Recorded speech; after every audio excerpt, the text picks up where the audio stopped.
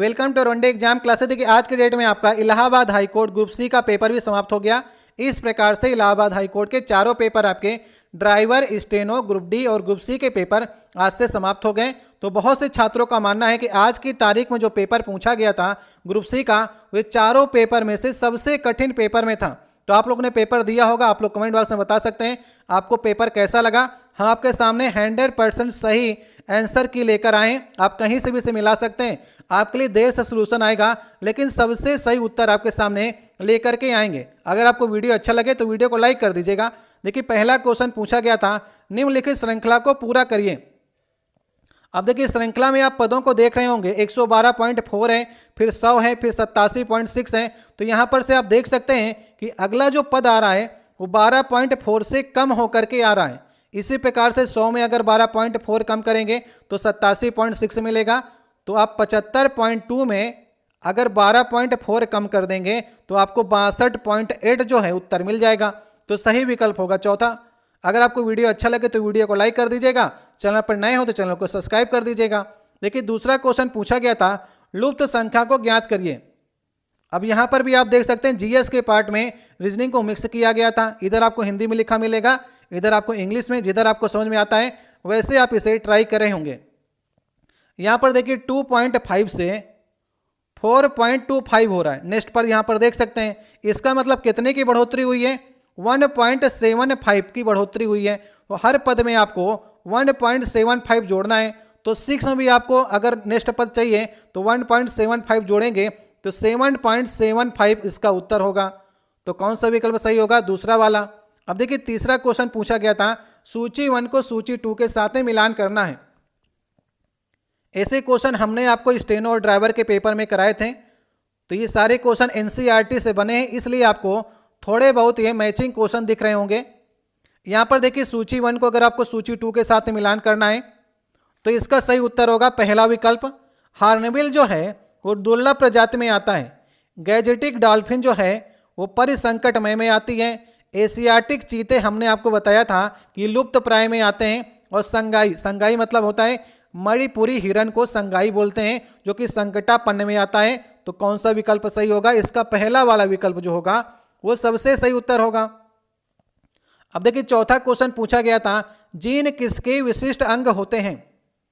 देखिए जरूरी नहीं कि इसमें जो उत्तर लगे हों वही सही उत्तर हो, जो हम आपको बता रहे हैं वे ही सबसे सही उत्तर हैं। जीन किसके विशिष्ट अंग होते हैं? तो डीएनए इसका सही होगा, तीसरा वाला विकल्प। पांचवा क्वेश्चन देखिए पूछा गया था, फिर से सूची 1 को सूची 2 के साथ मिलान करना है। यहां पर देखिए प्राकृतिक चयन, प्रजातिकरण, विलोपन और सहक्रम विकास, ऐसे आपको सूची 1 को सूची 2 के साथ में मिलान करना था। तो कैसे करेंगे आप? देखिए अगर आप यहां पर सोचने का प्रयास करेंगे तो सबसे पहले आप लाने का प्रयास करिए विलोपन को। विलोपन जो है वो प्रजातियों के क्षरण से संबंधित है।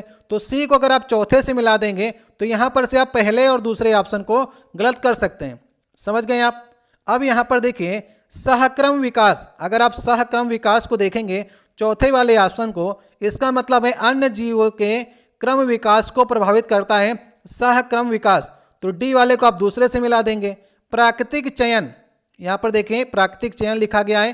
तो प्राकृतिक चयन मतलब कि अगली पीढ़ी को जीन अंतरित करते हैं प्राकृतिक चयन, एक को आप तीसरे से मिला देंगे।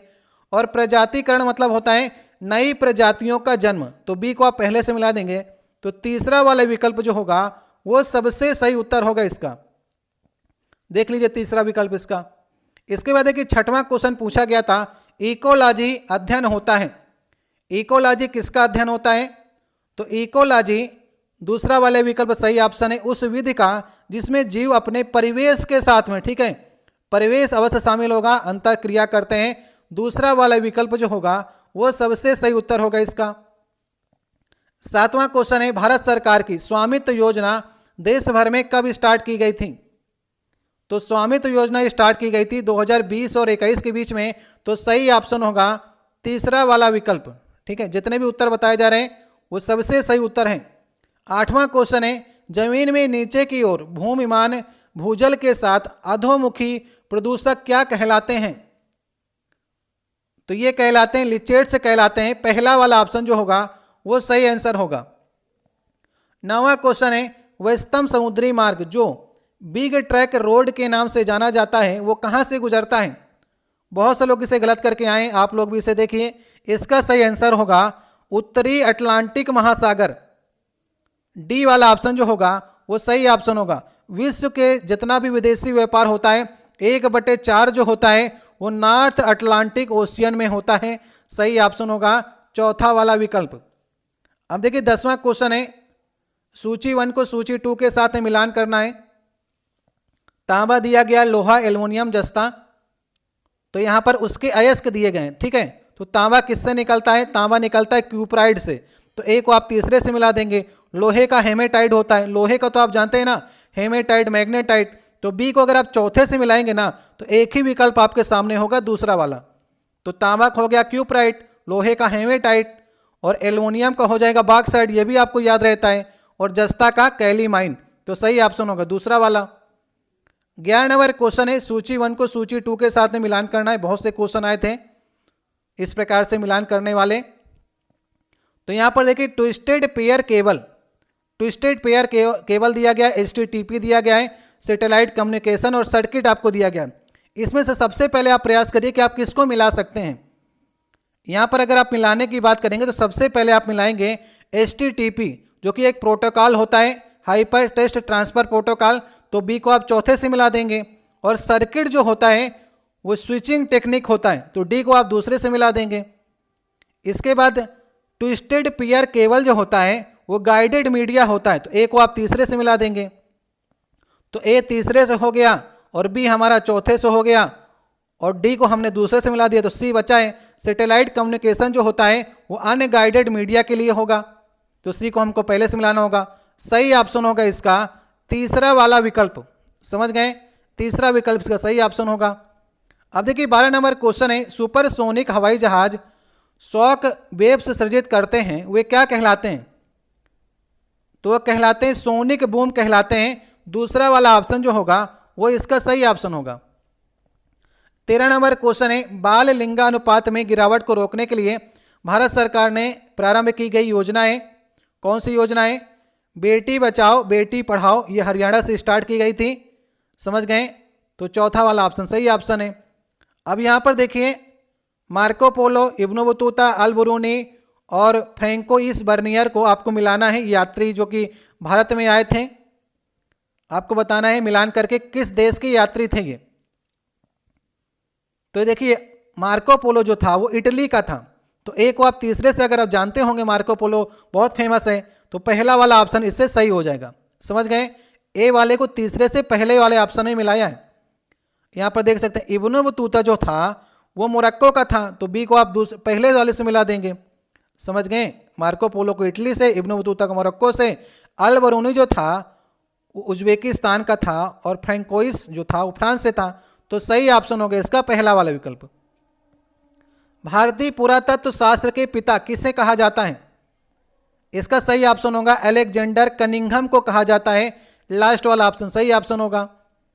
16 नंबर क्वेश्चन है, किसी राष्ट्र की वृत्तिक संरचना का अर्थ वितरण विभाजन से जो किस पर आधारित होता है? यह आधारित होता है व्यवसाय पर, ठीक है, प्रोफेशन पर आधारित होता है, स्किल पर।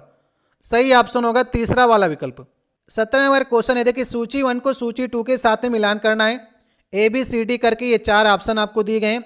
यहाँ पर देखिए FYP का मतलब है 5 ईयर प्लान, ठीक है। तो पहला जो 5 ईयर प्लान आया था वो उसका लक्ष्य था शरणार्थियों का पुनरावास एवं मुद्रास्फीति नियंत्रण, तो ए वाले को आप तीसरे से मिला देंगे। दूसरा वाला FYP का लक्ष्य जो था वो आपका लक्ष्य था त्वरित औद्योगिकीकरण, तो दूसरे वाले का था, दूसरा वाला मिला दीजिए।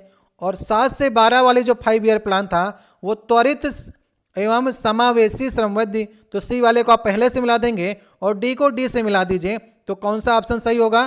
तीसरा वाला विकल्प, ठीक है। ए को तीसरे से, बी को दूसरे से, सी को पहले से और डी को चौथे से। तीसरा वाला विकल्प जो होगा वो इसका सही उत्तर होगा। अब देखिए यहाँ पर लिखा गया है वर्ग को घन में और वृत्त को आप कैसे चेंज करेंगे। देखिए यहाँ पर आप 2D और 3D को समझिएगा, यही क्वेश्चन पूछा गया है। वर्ग जो होता है वो 2D में होता है, अगर उसे आप 3D में चेंज करेंगे तो घन में चेंज हो गया। इसी प्रकार से वृत्त जो होता है वो 2D में होता है, अगर इसे आप 3D में चेंज करेंगे तो आपका स्फीयर बन जाएगा, गोलार्ध बन जाएगा। सही ऑप्शन होगा दूसरा वाला, तो इसका दूसरा वाले विकल्प सही ऑप्शन होगा। 19 नंबर क्वेश्चन है, निम्नलिखित में से 42वें संविधान संशोधन 1976 में शामिल नहीं था। तो क्या चीज इसमें शामिल नहीं थी? 10 मौलिक कर्तव्य जोड़े गए थे, बिल्कुल सही बात है, जोड़े गए थे। प्रस्तावना के शब्दों में परिवर्तन किया गया था, बिल्कुल 3 शब्दों में परिवर्तन किया गया था। मतदान की आयु को 21 से घटा करके 18 की गई थी, ये बात गलत है। मतदान की जो आयु थी 21 से 18 की गई, वो 61वां संविधान संशोधन 1989 कह सकते हैं या फिर 1988 कह सकते हैं। तो ये आपका 42वें संविधान संशोधन में नहीं की गई थी, तीसरा वाला सही ऑप्शन होगा। ठीक है, नेक्स्ट देखिए 20 नंबर क्वेश्चन है, United Nation Environmental Programme UNEP का मुख्यालय कहां पर है? बहुत से लोगों ने UNDP समझा होगा, तो UNEP आपसे पूछा गया था। सही ऑप्शन है केनिया के नैरोबी में है, तो पहला ऑप्शन सही ऑप्शन होगा। समझ गए आप? 21 नंबर क्वेश्चन है, जब हम यह कहते हैं भारत संघीय शासन प्रणाली है, तो इसका अर्थ क्या होता है? तो इसका अर्थ होता है देश में भिन्न भिन्न राज्यों और प्रांतों के पास अपने कानून बनाने का निर्णय लेने का अधिकार है। तो हमारा जो देश है वो संघीय शासन है, क्योंकि हमने अपने सारे राज्यों को मिला करके उनके कानून बनाने के अधिकार भी उनको दिए हैं, इसलिए डी वाला ऑप्शन जो होगा वो सही विकल्प होगा। 22 नंबर क्वेश्चन है, पेरिस के ग्रैंड सेलोन का सबसे युवा और एकमात्र एशियाई सदस्य कौन था? तो सही ऑप्शन होगा अमृता शेरगिल, एकमात्र सदस्य थी, जो कि चित्रकार हैं, आप इनका नाम जानते होंगे। 1933 में उन्हें यह सम्मान मिला था। सही ऑप्शन होगा तीसरा वाला अमृता शेरगिल। 23 नंबर क्वेश्चन है, बुद्ध की शिक्षाएं कथाओं से पूर्व रचित की गई हैं, जो कि मुख्यतः किसमें पाई जाती हैं? ये आपकी पाई जाती है सूक्त पिटक में। सही ऑप्शन होगा तीसरा वाला विकल्प। 24 नंबर क्वेश्चन है, कौन भारतीय इतिहास में सर्वाधिक महत्वपूर्ण शासकों में से एक चंद्रगुप्त द्वितीय, जिसे हम लोग चंद्रगुप्त विक्रमादित्य भी कहते हैं, उनकी पुत्री का नाम आपसे पूछ रहा है। तो पुत्री का नाम क्या था? प्रभावती गुप्त। सही ऑप्शन होगा पहला वाला। चंद्रगुप्त द्वितीय के अगर पुत्रों की बात करेंगे तो कुमार गुप्त और गोविंद गुप्त, और पुत्री का नाम था प्रभावती गुप्त। सही ऑप्शन होगा पहला वाला। 25 नंबर क्वेश्चन है, लुप्त संख्या की सहायता से इस पैटर्न को आपको पूरा करना है। ये पैटर्न आपको दिया गया है, करने का प्रयास करे होंगे आप लोग। देखिए यहाँ पर 3 पैटर्न है, अगर आप 3 को देखिए, 7 को देखिए, 4 को देखिए, तो इन अगर दोनों को जोड़ लेंगे तो बीच वाला 7 आपको मिल जाएगा। उसी प्रकार से 6 और 4 को जोड़ लेंगे तो 10 आपको मिल जाएगा। तो 2 और 6 को जोड़ लीजिए, 8 यहाँ पर आपको मिल जाएगा। सही उत्तर होगा लास्ट वाला। तो ये पैटर्न है फॉलो हो रहा था, जहाँ पर जो संख्या है उसको जोड़ लेंगे तो बीच वाला आपको ये स्ट्रक्चर प्राप्त हो जाएगा। तो इस प्रकार से ये 25 क्वेश्चन पहला खंड हमारा कंप्लीट हो जाता है। मुहावरे का सही समूह का आपको चयन करना है। तो क्रोध को कौन कौन से मुहावरे दर्शाएंगे? लाल पीला होना मतलब क्रोधित होना, खून खौलना मतलब क्रोधित होना, आग बबूला होना क्रोधित होना, और दांत पीसना मतलब क्रोधित होना। यहाँ पर पीठ दिखाना मतलब कि हार मान लेना, भाग जाना होता है। तो बी वाले ऑप्शन को अगर आप छोड़ दें तो सारे विकल्प इसके सही हैं। ACDE ये लास्ट वाले ऑप्शन में लिखा है, इसलिए लास्ट वाले विकल्प जो होगा वो इसका सही उत्तर होगा। अगर आपको वीडियो अच्छा लगे तो वीडियो को लाइक कर दीजिएगा, चैनल पर नए हो तो चैनल को सब्सक्राइब कर लीजिएगा। निम्नलिखित अलंकारों में से शब्द अलंकार का भेद है, आपको चुनाव करना है। अलंकार देखिए 2 प्रकार के होते हैं, एक शब्द अलंकार, एक अर्थालंकार। तो शब्द अलंकार में अनुप्रास, यमक, श्लेष, वक्रोंत, विवक्षा आते हैं। तो अनुप्रास, श्लेष, यमक जो हो गए ये तो आपके शब्द अलंकार में हो गए। तो बचा कौन सा? एक ही बचा अर्थालंकार का, उत्प्रेक्षा। उत्प्रेक्षा हो गए, उपमा हो गए, रूपक हो गए, ये सभी आपके अर्थालंकार में आते हैं। तो पहला ऑप्शन सही ऑप्शन होगा। 28 नंबर क्वेश्चन है, मनाली में अनेक स्थान देखने योग्य हैं, तो रेखांकित वाक्यांश में निम्नलिखित में से एक शब्द होगा। जो स्थान देखने योग्य होते हैं उसे कहते हैं दर्शनीय। सही ऑप्शन होगा तीसरा वाला। 29 नंबर क्वेश्चन है, विग्रह का समास से आपको मिलान करना है। बहुत ही ऐसे क्वेश्चन पूछे गए थे, आप इसमें से कितने क्वेश्चन सही कर पाए कमेंट बॉक्स में लिखने का प्रयास करिएगा। देखिए 29 नंबर का सही ऑप्शन होगा चौथा वाला विकल्प, ऋण से युक्त। यहां पर जो समास होगा वो तत्पुरुष समास होगा। ठीक है, मुख्य है जो मंत्री, यहां पर आप सही करेंगे कर्म धाराएं से। समय के अनुसार यहां पर अव्ययी भाव समास होगा, और सीता और राम में द्वंद्व समास होगा, क्योंकि यहाँ पर योजक चिन्ह का प्रयोग किया जाता है। अगर आप थोड़े से समझदार रहे होंगे तो डी ऑप्शन से आप पूरे विकल्प को सही कर सकते थे, क्योंकि डी ऑप्शन में द्वंद्व समास होगा और द्वंद्व समास के लिए डी वाले ऑप्शन में सिर्फ एक ही विकल्प यहाँ पर लास्ट वाले ऑप्शन रखा गया है, तो लास्ट वाले विकल्प सही ऑप्शन होगा। अब देखिए नेक्स्ट क्वेश्चन हमारा 30 नंबर क्वेश्चन है। सूची 1 को सूची 2 के साथ में मिलान करना है। सूची 1 में लिखा गया है कवि प्लस ईश्वर, तो ये बनेगा कवीश्वर। पहले वाले को तीसरे से मिला दीजिए। कवि प्लस इंद्र बनेगा कवींद्र, वेद प्लस अंत बनेगा वेदांत और शिव प्लस आलय बनेगा शिवालय। इस प्रकार से अगर आप मिलाएंगे तो कौन सा ऑप्शन सही ऑप्शन होगा? तीसरा वाला विकल्प सही ऑप्शन होगा। पहले को तीसरे से और बी को पहले से, सी को चौथे से और डी को आपको मिलाना होगा तीसरे से, डी को मिलाना होगा दूसरे से, तो शिवालय बनेगा। ठीक है, तो तीसरा वाला ऑप्शन जो होगा वो सही ऑप्शन होगा। अब यहाँ पर 31 नंबर क्वेश्चन है, मेरे को अपने मामा के घर जानी है। इसका शुद्ध रूप आपको चयन करना है। तो यहाँ पर शुद्ध रूप होगा मुझे अपने मामा के घर जाना है। मुझे अपने मामा के घर जाना है, ये सही ऑप्शन होगा तीसरा वाला। जानी ही नहीं होगा, जहाँ पर जानी लिखा है वहाँ पर गलत हो जाएगा। मामा लिखा है तो मामा के घर जाना होता है, तीसरा वाला ऑप्शन सही ऑप्शन होगा। अब 32 नंबर क्वेश्चन है, सही वर्ती का आपको चुनाव करना है। ये 4 ऑप्शन आपको दिए गए हैं। गृहस्थ कैसे लिखते हैं? यहाँ पर देखिए इस प्रकार से गृहस्थ लिखते हैं, तो गृहस्थ तो गलत हो गया। कार्यक्रम कैसे लिखते हैं? कार्यक्रम इस प्रकार से लिखते हैं। और प्राप्ति में इसने बड़ी ई की मात्रा लगा दी है, प्राप्ति इस प्रकार से होता है। तो 3 ऊपर गलत हो गए। निरस्ता बचता है, निरस्ता सबसे सही लिखा है। 33 नंबर क्वेश्चन है, मोटापा और बुढ़ापा में प्रत्यय आपको छांटना है। तो पीछे क्या लगा है? मोटा के पीछे पा लगा है, तो पा जो होगा वो प्रत्यय होगा, सही ऑप्शन होगा पहला वाला। आपा नहीं होगा, बहुत लोग आपा लगा कर चले आए होंगे, गलत हो गए होंगे। पा जो है यहाँ पर प्रत्यय लगा है, पहला वाला ऑप्शन। 34 नंबर क्वेश्चन है, निम्नलिखित में से ला उपसर्ग से बनने वाले शब्द नहीं है। उपसर्ग हमेशा आगे लगता है, तो ला पता, अगर ला हटा देंगे तो पता का कोई ना कोई अर्थ निकलना चाहिए। ठीक है, ला पता में ला उपसर्ग लगा है, लाजवाब में लगा है, लाटरी में नहीं लगा है। ठीक है, तो तीसरा वाला विकल्प सही ऑप्शन होगा इसमें। सेठ का स्त्रीलिंग रूप क्या होगा? सेठ का स्त्रीलिंग होता है सेठानी, सही ऑप्शन होगा पहला वाला ऑप्शन। तो हमारे 35 क्वेश्चन तक कंप्लीट हो गए। अब देखिए 36 से लेकर के 40 तक ये गद्यांश को आपको पढ़ना है, इससे आपको उत्तर देने। गद्यांश आपके लिए जल्दी से पढ़ देते हैं। स्वाधीनता मनुष्य का जन्मसिद्ध अधिकार है। मनुष्य को तो क्या, श्रेष्ठ के छोटे बड़े सभी प्राणियों को यह अधिकार समान रूप से प्राप्त है। किसी भी प्रत्यक्ष अप्रत्यक्ष कारण से इसकी अप्राप्ति ही पराधीनता कहलाती है। पराधीनता में प्राणी की प्रवृत्तियां कुंठित हो रह जाती हैं। कई बार तो पराधीनता का भाव व्यक्ति की सोचने समझने तक की शक्तियों का अपहरण कर लेता है। इसी कारण सब प्रकार के स्वर्ग सुख मिलने पर भी कोई प्राणी पराधीन रह करके रहना नहीं चाहता है।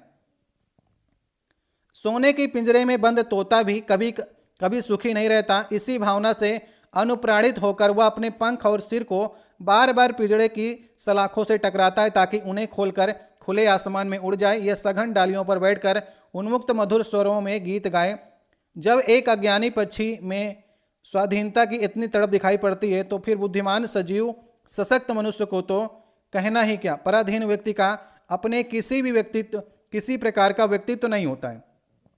तो हमारा गद्यांश था। चलिए प्रश्नों को समझते हैं। पराधीन व्यक्ति की विशेषता क्या होती है? पराधीन व्यक्ति का अपना किसी प्रकार का व्यक्तित्व नहीं होता है। लास्ट वाला ऑप्शन देखिए, उसका अपना किसी प्रकार का व्यक्तित्व नहीं होता है। लास्ट वाला ऑप्शन सही ऑप्शन होगा। प्राणी की प्रवृत्तियां जब कुंठित हो जाती हैं तब कुंठित होती हैं जब वह क्या होता है? पराधीन होता है। ये कहाँ पर लिखा गया है? सब कुछ आपको बताने का प्रयास करेंगे। पराधीनता में प्राणी की प्रवृत्तियां कुंठित होकर रह जाती हैं। पराधीनता का भाव व्यक्ति में कौन सी शक्तियों का अपहरण कर लेता है? तो पराधीनता के भाव से सोचने समझने की शक्ति का क्षीण हो जाती है। ऐसा कहाँ पर लिखा गया है? यहाँ पर देखें, कई बार तो पराधीनता का भाव व्यक्ति की सोचने समझने की शक्तियों का अपहरण कर लेता है। इसके बाद सोने की पिंजरों की सलाखों से तोता किस भाव से प्रेरित होकर के टकराता है? स्वतंत्र होकर पिंजरे से बाहर निकलने के लिए, ठीक है, सलाखों से स्वतंत्रता के लिए आसमान में उड़ जाने के लिए वो टकराता है। दूसरा ऑप्शन सही होगा। निम्नलिखित में से मनुष्य का जन्मसिद्ध अधिकार क्या है? स्वाधीनता। स्वाधीनता मनुष्य का जन्मसिद्ध अधिकार है, जो कि पहले ही यहाँ पर वाक्य में लिखा गया है। तो इस प्रकार हमारे पांचों क्वेश्चन कंप्लीट हो जाते हैं। अब नेक्स्ट क्वेश्चन देखिए, 41 नंबर क्वेश्चन है, विलोम शब्द का युग्म आपको सही का चुनाव करना है। अस्त का उदय सही है, अरुचि का रुचि भी सही है, आविर्भाव का तिरुभाव सही है, अनुरक्त का विरक्त सही है। तो ए बी डी ई जहां पर लिखा है उसे आप सही कर दीजिए। अथ का देखिए क्या होता है, अथ का इति होता है, इसलिए सी वाला ऑप्शन सही नहीं होगा। जहां पर सी है उसे आप गलत करना पड़ेगा। 42 नंबर क्वेश्चन है, होनहार बीरवान के हो चीकने पात। लोकोक्ति का उचित अर्थ क्या है? मतलब ये है कि होनहार के लक्षण प्रारंभ से प्रकट होने लगते हैं। कई बच्चा जो है आपने देखा होगा, कोई घटना करने लगता है तो लोग कहते हैं कि होनहार बीरवान के हो चीकने पात, मतलब जो बच्चा बनना चाहता है उसकी घटनाएं आपको पहले से दिखना स्टार्ट हो जाती हैं। तो इस प्रकार से आप उदाहरण से समझ सकते हैं। दूसरा वाला ऑप्शन सही ऑप्शन होगा। 43 नंबर क्वेश्चन है, देखिए इस क्वेश्चन में काफी लोग को समस्या है। रेखांकित शब्द में उचित विकल्प का चुनाव करिए। मैंने राधा को पुस्तक दी, ठीक है, जरूरी नहीं कि इसमें जो उत्तर लगे वही उत्तर सही होंगे, हम जो बता रहे हैं वही उत्तर आपके लिए सही होंगे। यहाँ पर देखिए कर्ता नहीं कर्म को, बहुत से लोग इसमें कर्म कारक को लगा कर आए हैं, लेकिन ध्यान रखिएगा जब भी कोई सामान या वस्तु दी जाती है या ली जाती है वहां पर संप्रदान कारक होता है। अगर लेना और देना छोड़ दिया जाए, अगर वहां पर कोई चीज होगी तब कर्म कारक होगा, इसलिए यहां पर संप्रदान कारक होगा। मैंने राधा को पुस्तक दी, तो को और के लिए भी जब लगा होता है तो संप्रदान कारक होता है, इसलिए लास्ट वाला ऑप्शन सही ऑप्शन होगा।